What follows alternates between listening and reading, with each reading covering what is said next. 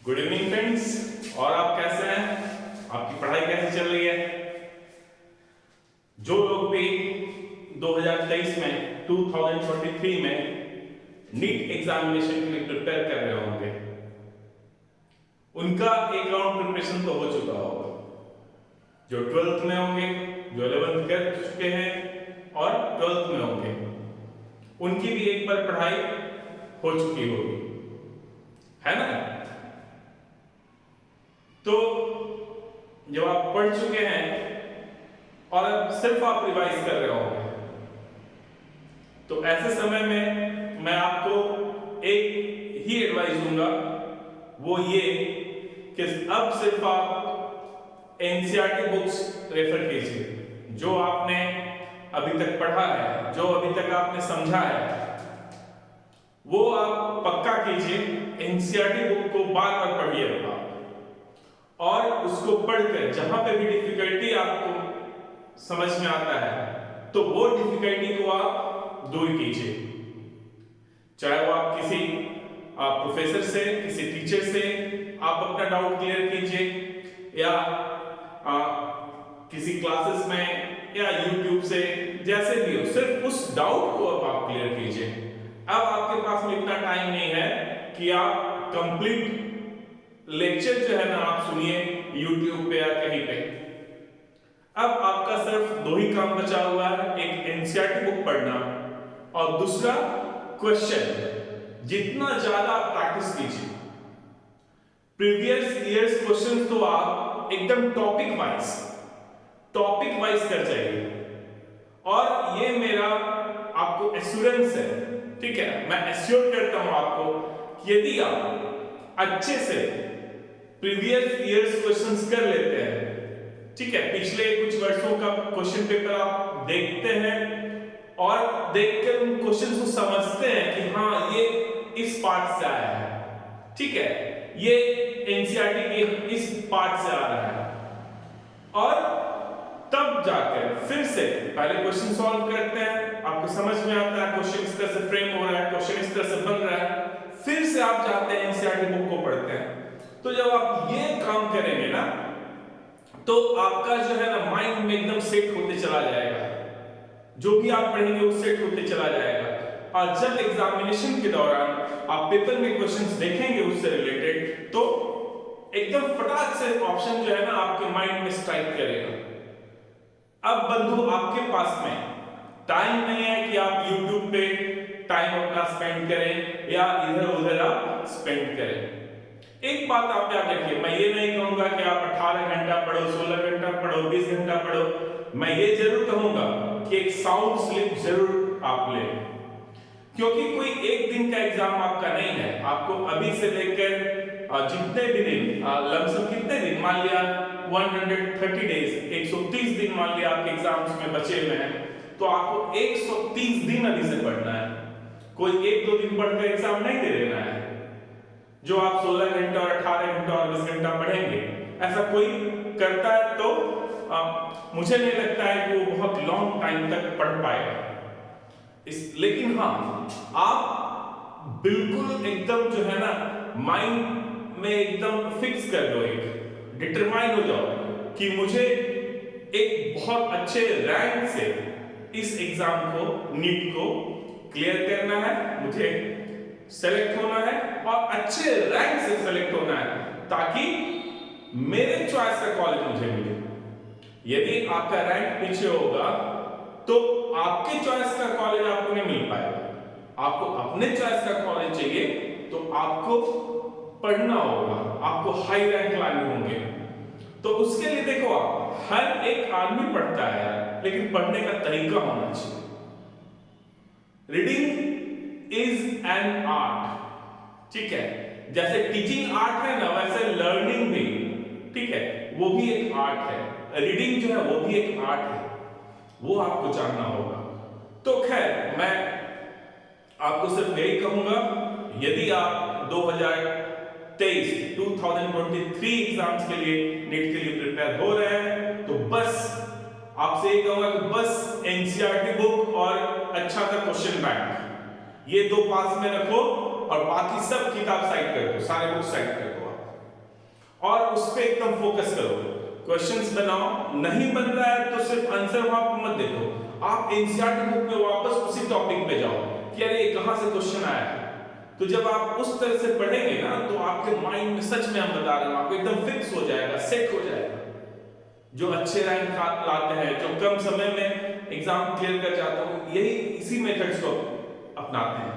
ठीक है, तो अब दिमाग इधर उधर नहीं डाइवर्ट करना है, बहुत सारे डिस्ट्रैक्शन आएंगे, उनसे दूर रहना है आपको और एकदम सोचना है। ठीक है, आप मॉर्निंग में एक्सरसाइज करते हो, योगा करते हो, आप सब करो, टाइम अच्छे से बैठ के खाना खाओ।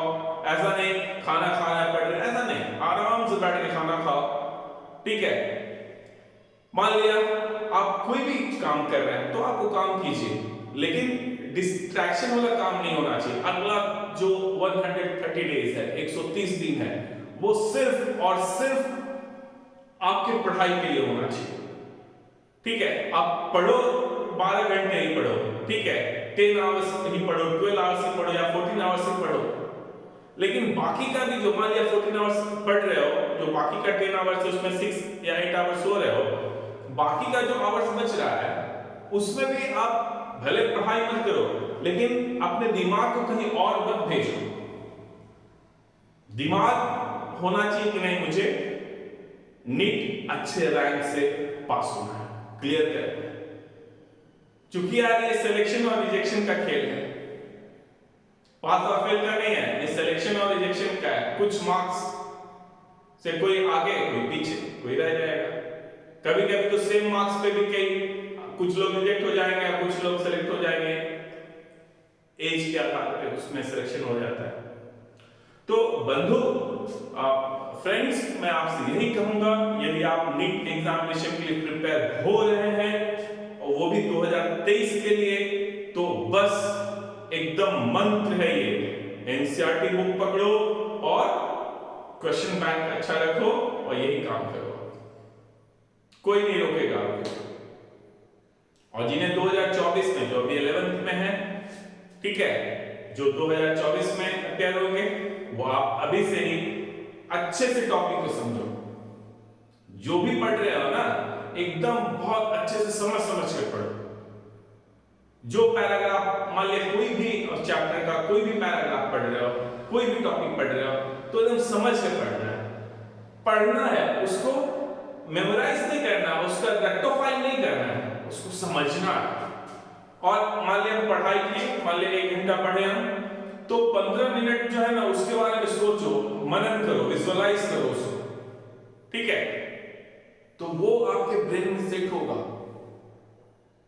ठीक है, पढ़ाई ऐसे की जाती है, पढ़े फिर मनन करो। ठीक है, यानी सोचो, थिंक करो उसके ऊपर में, यहां ऐसे है, ऐसे है, और फिर क्वेश्चंस बनाओ।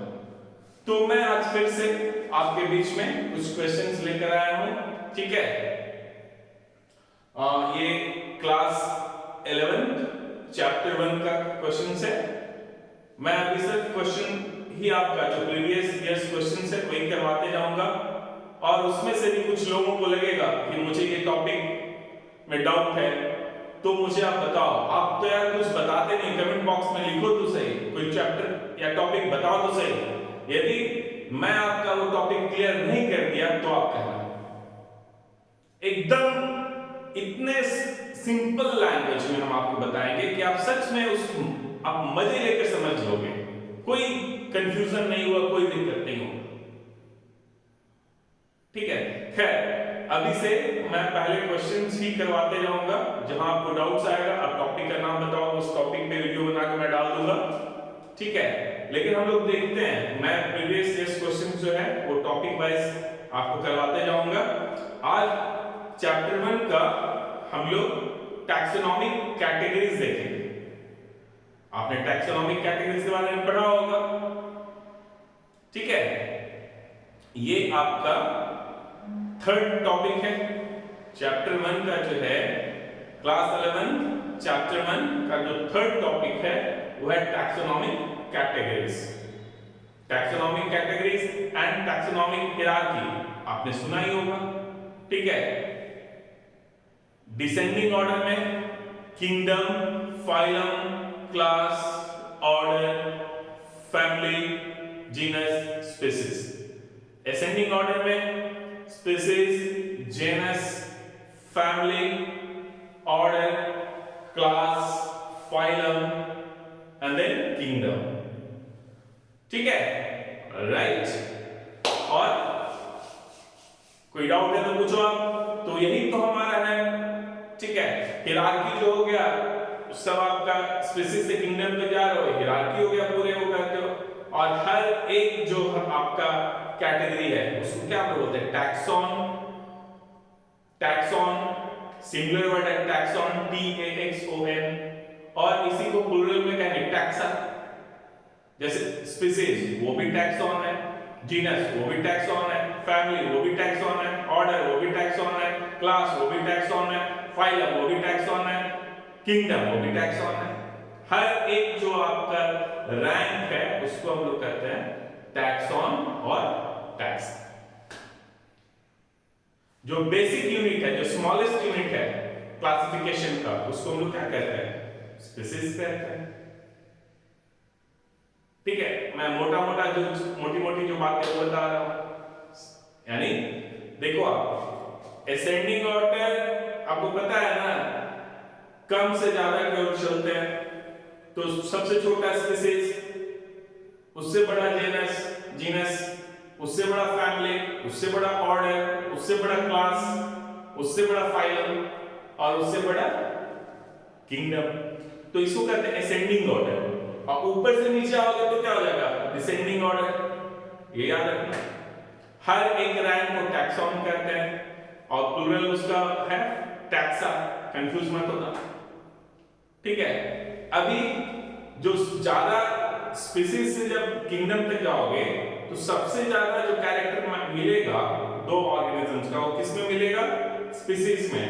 उससे कम जीनस में, उससे कम फैमिली में, उससे कम ऑर्डर में, उससे कम क्लास में, उससे कम फाइलम में और लास्टली किंगडम में। ठीक है, सबसे कम कैरेक्टर जो मैच होगा, जो मिलेगा वो किंगडम में, और सबसे ज्यादा जो मैच होगा वो स्पीसीज में।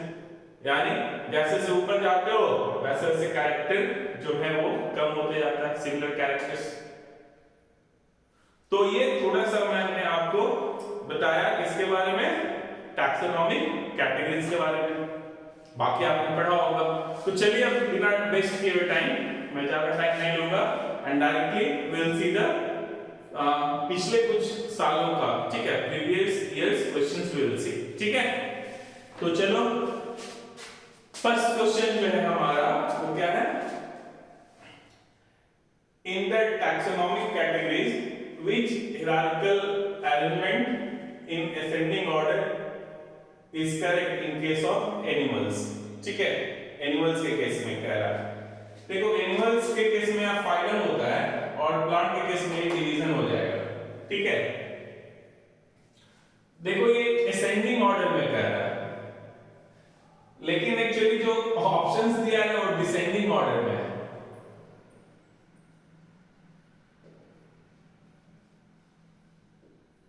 क्वेश्चन है असेंडिंग ऑर्डर में, लेकिन जो ऑप्शंस दिया है वो दिया डिसेंडिंग ऑर्डर में। तो चलो हम लोग इसी ऑर्डर में मान के चलेंगे। तो ये हायरार्किकल अरेंजमेंट है। तो सबसे पहले क्या होता है, किंगडम, तो किंगडम है, फाइलम ये भी सही है, उसके नीचे क्लास, फिर ऑर्डर, फैमिली, जीनस, स्पीसीज, यही सही लग रहा है। और भी ऑप्शंस देख लो, किंगडम, क्लास, तो किंगडम का फाइलम आता है, ये भी गलत हो गया। किंगडम के बाद फाइलम आएगा, किंगडम के बाद फाइलम आएगा, ये सब गलत है। तो ऑप्शन ए जो है इसका सही होगा। कौन सा ऑप्शन सही होगा, ए। तो देख रहे हो आप, टैक्सोनॉमिक कैटेगरी से क्वेश्चन आया, हायरार्किकल अरेंजमेंट से, ये 2022 का क्वेश्चन है। नेक्स्ट क्वेश्चन जो है, अच्छा आप जब एनसीईआरटी बुक में देखेंगे ना तो वहां पे 4 ऑर्गेनिजम्स का, ठीक है, 4 ऑर्गेनिजम्स का अलग अलग, जैसे मैंगो का है, हाउस फ्लाई का है, ह्यूमन का है, इन सब का क्लासिफिकेशन दिया हुआ है। ठीक है, तो उससे क्वेश्चन फ्रेम होता है, वो चारों पढ़ लेना। ठीक है, जैसे ह्यूमन का है तो ऑर्डर क्या है, क्लास क्या है, फाइलम क्या है, जीनस क्या है, फैमिली क्या है, स्पीशीज क्या है, ये सब पढ़ लेना। वैसे हाउसवाइफ का भी और करेक्ट ऑर्डर में पढ़ लेना। नेक्स्ट क्वेश्चन है which one of the following belongs to the family Massidae। Massidae जो है ना आपका हाउस फ्लाई का फैमिली है। तो इसमें हाउस फ्लाई है, देखो आप हाउस फ्लाई का नाम क्या होता है, मस्का डोमेस्टिका। इसका होता है मस्का डोमेस्टिका। तो हाउस फ्लाई करेक्ट आंसर हो जाएगा। मस्सीडे ये उस बिलोंग करता है हाउस फ्लाई में। ये आपके एनसीईआरटी बुक में है इसलिए वो पढ़ लेना, तो आंसर हो जाएगा ए। नेक्स्ट क्वेश्चन है मैच कॉलम, ये 2021 का क्वेश्चन है।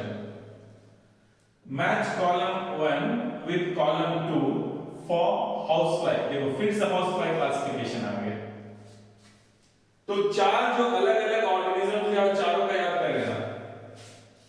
Match column 1 with column 2 for house fly classification and select the correct option using the codes given below. तो ये देखो हाउस फ्लाई का इधर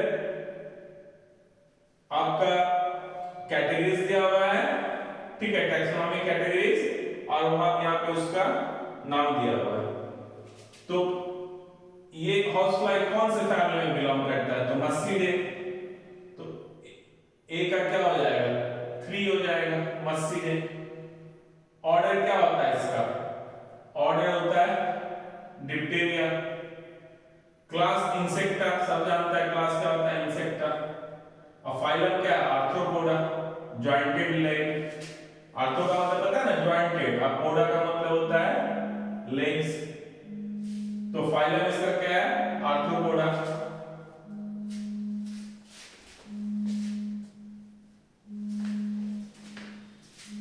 तो ये हो जाएगा आपका ऑप्शन। देखो तो इसमें कौन कौन सा है,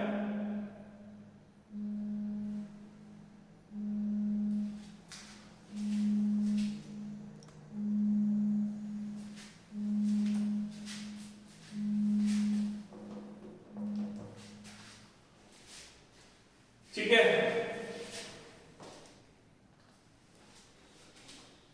तो देखो आप, तो ए का क्या होगा, 3। देखो ए का 3 इसमें और इसमें है। बी का क्या है, ऑर्डर 1 है, तो डी का 1। सी का क्या है, 4, सी का 4, और डी का 2, डी का 2। यानी करेक्ट आंसर क्या हो जाएगा, ए। ये करेक्ट आंसर हो जाएगा, ठीक है। Next one is the common characteristics between tomato and potato will be maximum at the level of their. तो अभी हम आपको बता रहे थे जैसे से ऊपर जाओगे ना तो वैसे से कैरेक्टर, सिमिलर कैरेक्टर कम होते जाते हैं, ठीक है। कॉमन कैरेक्टर यानी सिमिलर कैरेक्टर, तो ऊपर जैसे से जाओगे वैसे से कम होते जाता है। इन दोनों का फैमिली सेम है, ऑर्डर भी सेम होता है, डिवीजन भी सेम होता है, क्लास भी सेम होता है, ठीक है। लेकिन सबसे ज्यादा सिमिलर कैरेक्टर्स किसमें मिलेगा, तो पता है ना आपको, फैमिली कैसे होता है, स्पीशीज, उसके बाद जीनस, उसके बाद फैमिली, उसके बाद ऑर्डर, उसके बाद क्लास होता है, उसके बाद डिवीजन होता है, उसका किंगडम होता है। यानी सबसे ज्यादा कैरेक्टर इन दोनों में मैच सेम होता है, फिर जीनस में सेम होता है, फिर फैमिली में होता है। तो यहाँ पे क्या है, फैमिली, ऑर्डर, डिवीजन और क्लास। तो सब इन चारों में लोवेस्ट क्या है, फैमिली है, तो आंसर हो जाएगा family. Answer is a, answer A हो जाएगा, ठीक है। नेक्स्ट क्वेश्चन हम लोग देखते हैं, 5th question.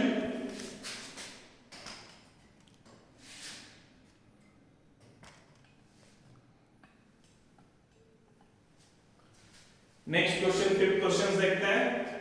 Which one of the following animals is correctly matched with its particular taxonomic category? यहाँ पे भी मैच करना है, यानी ऑप्शन है टाइगर, इसका नाम है टिग्रिस स्पीसीज। कटक देखो आप, टाइगर का तो होता ही है ना पैंथेरा टिग्रिस, टिग्रिस तो सही है, स्मॉल टी से भी लिखा हुआ है, नाम सही है। और ये स्पीसीज होता है, आपको पता है पैंथेरा होगा जीनस और स्पीसीज, तो ये तो सही मैच किया हुआ है, करेक्टली बोल रहा है, यानी ये तो सही दिख रहा है। फिर कटल फिश मोलस्का क्लास, तो कटल फिश मोलस्का में आता है, लेकिन मोलस्का क्या फाइलम है, ये क्लास नहीं होता, फाइलम होता है, गलत हो गया। ह्यूमंस, प्राइमेटा, प्राइमेटा ह्यूमंस का एक टैक्सोनॉमिक कैटेगरी है प्राइमेटा, लेकिन ये फैमिली नहीं होता है, फैमिली क्या है, होमिनिडे है, प्राइमेटा क्या है, ऑर्डर है, तो ये भी गलत हो गया। ठीक है, हाउस फ्लाई मस्का डोमेस्टिका, तो मस्का क्या हो गया, जेनस, तो यहाँ पे जीनस होना चाहिए था, लेकिन ऑर्डर है, तो ऑर्डर नहीं होता मस्का। ठीक है, ऑर्डर क्या है इसका, डिप्टेरा है, तो ये भी गलत हो गया। तो सही आंसर क्या है, तो आंसर हो जाएगा ए। ठीक है, next question, taxon is the unit of A group of, taxon is the unit of A group of, क्या है, किसका यूनिट है, तो ये आपको पता है, ये तो होगा ही नहीं, ये तीन में कंफ्यूजन, तो आपको पता है ये सब हमारा एक रैंक है, तो आंसर क्या होगा, टैक्सोनॉमी, किसका यूनिट है, टैक्सॉन, टैक्सोनॉमी का, correct answer is taxonomy. Next question, a group of plants और animals with similar traits of any rank कह रहा है, तो एनी रैंक का मतलब टैक्सॉन, देखो टैक्सॉन दिया है, देखो ये सब, ये एक टैक्सॉन है, ये एक टैक्सॉन है, ये एक टैक्सॉन है, यानी एनी रैंक को टैक्सॉन कहते हैं, तो आंसर हो जाएगा टैक्सॉन, आपने पढ़ा ही होगा, correct answer is taxon. Next question is a taxon is, सब यार सेम ही चीज है, तो ए टैक्सॉन क्या होता है, group of related families, a group of related species, ये जीनस हो गया, a group of related families, order हो गया, ठीक है, a type of living organisms, ये स्पीशीज हो गया, तो सब तो टैक्सॉन ही एक एक टैक्सॉन है, तो ए टैक्सॉन इज करेक्ट क्या हो जाएगा, एक taxonomic group of any ranking, कोई भी रैंकिंग, यानी स्पीशीज भी हो सकता है, जीनस भी हो सकता है, फैमिली भी हो सकता है, ऑर्डर भी हो सकता है, क्लास भी हो सकता है, ठीक है, तो आंसर हो जाएगा इसका D. Next question is species are considered as, तो स्पीशीज आपको पता है बेसिक यूनिट्स होता है, ठीक है, और उसको स्मॉलेस्ट यूनिट भी कहते हैं, तो यहाँ पे species are considered real basic units of classification, the lowest units of classification, artificial concept छोड़ो, ये real units of classification divide by टैक्सोनॉमिस्ट्स।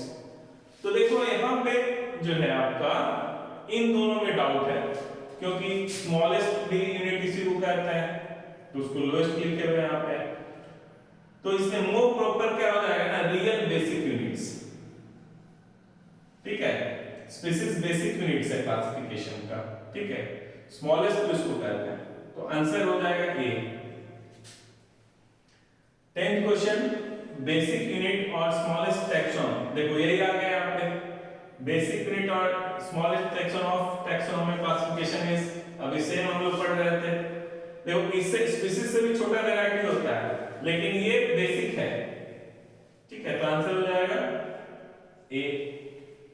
अगला क्वेश्चन है, which one of the following is less general in characters as compared to genus, ठीक है, तो सबसे less जो है ना वो इससे कंपेयर जब करोगे आप, तो जीनस से जो है, तो ये आंसर हो जाएगा स्पीशीज, करेक्ट आंसर इज यहाँ पे स्पीशीज, ठीक है, जैसे जैसे ऊपर जाओगे कॉम्प्लेक्स होते जाता है, तो ये आंसर हो जाएगा हमारा लेस जनरल जो है ना, वो लेस जनरल, ये सब में जनरल हो जाएगा, जैसे नोटोकॉर्ड है नहीं है, चल सकता है नहीं चल सकता है, ब्लड है नहीं है, ठीक है, तो स्पीशीज में जो है लेस जनरल होता है कंपेयर टू जीनस, जैसे जैसे ऊपर जाओगे ना वैसे वैसे लेस जनरल होते जाता है, सबसे लेस जनरल किसमें होगा, ठीक है, वो होगा किंगडम में, तो करेक्ट आंसर क्या हो जाएगा, लेस जनरल जो है इसके कंपेयर में लेस जनरल किसमें होता है, तो स्पीशीज में होता है, तो करेक्ट आंसर इज स्पीशीज।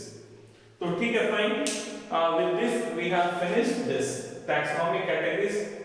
देखो आप जो भी क्वेश्चंस आ रहे हैं वो आपके एनसीईआरटी बुक से आ रहा है और एकदम डायरेक्ट क्वेश्चन जो है ना आपके बुक से ही आता है और क्वेश्चन एक तो आता ही आता है इस पार्ट से, इसलिए इसको अच्छे से पढ़ना। टैक्सोनॉमिक कैटेगरीज को एकदम मेमोराइज कर लेना, ठीक है। Species, genus, family, order, class, phylum, kingdom, और सभी के बारे में अच्छे से पढ़ लेना। चार वहां पे दिया हुआ है आपके बुक में, वो चारों कम से कम उतना तो मेमोराइज कर लेना। हाउस फ्लाई का है, इवन का है, मैंगो का है, गेहूं का, व्हीट का है, तो ये चार तो कम से कम अच्छे से मेमोराइज कर लेना आप, ठीक है। कम से कम जो एनसीईआरटी बुक में जो जो एनिमल्स का नाम दिया हुआ है, जो जो प्लांट्स का नाम दिया हुआ है, वो आपके दिमाग में होना चाहिए, ठीक है। तो उतना करो आप, और जो 24 में प्रिपेयर होंगे उनके साथ तो हम हैं ही, सारा टॉपिक हम लोग पढ़ेंगे, अच्छे से पढ़ेंगे। और जो 23 में आप प्रिपेयर हो रहे हैं उसके लिए फिर से मैं यही कहूंगा, अभी सब बंद करो, एनसीईआरटी बुक और क्वेश्चन बैंक बगल में रखो और तैयारी करो, आप श्योर क्वालिफाई करेंगे।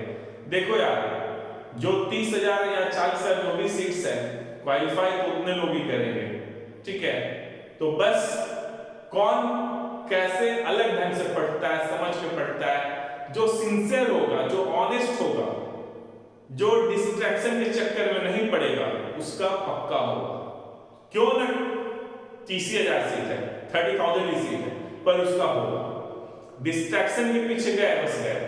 तो YouTube भी अब जो अब एग्जाम देने वाले हैं इस मई में 2023 में, उसके लिए YouTube भी एक डिस्ट्रैक्शन का कारण बनेगा। इसलिए अब सोचना आपको है, यदि हम गलत कह रहे हैं तो मुझे माफ करना, सही कह रहे हैं तो आप उसको फॉलो करना, ठीक है। Okay, thank you.